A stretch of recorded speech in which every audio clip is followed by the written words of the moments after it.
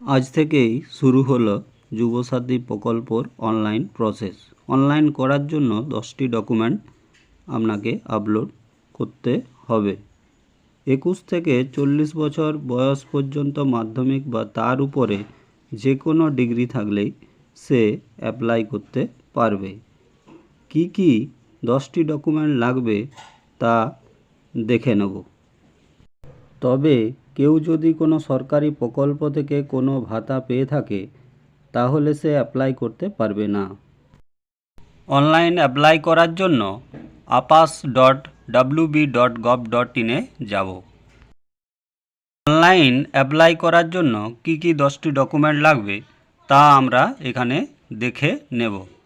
আর এই 10টি ডকুমেন্ট প্রথমে রেডি রাখতে হবে। এখানে লেখা আছে উপরে দেখুন, keep the following items in your hands before applying.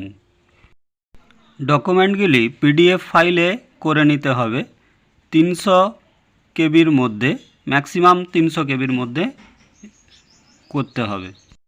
প্রথমে লাগবে মাধ্যমিকের অ্যাডমিট কার্ড, তার সপত্রিত কপি।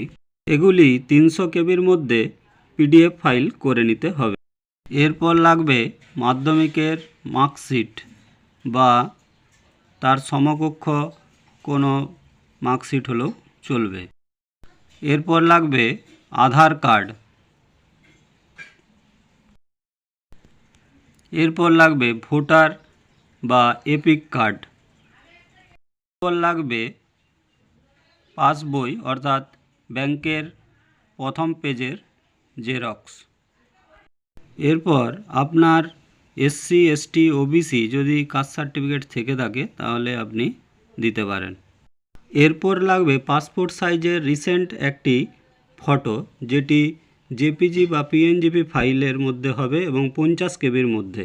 এরপর লাগবে আপনার একটি সিগনেচার, যেটি জেপিজি বা পিএনজিপি ফাইলে হবে, এটাও 50 কেবির মধ্যে।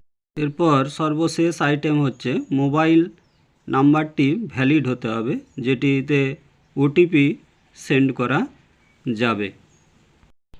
এই 10টি আইটেম আপনাকে রেডি রাখতে হবে অনলাইন অ্যাপ্লাইয়ের আগে।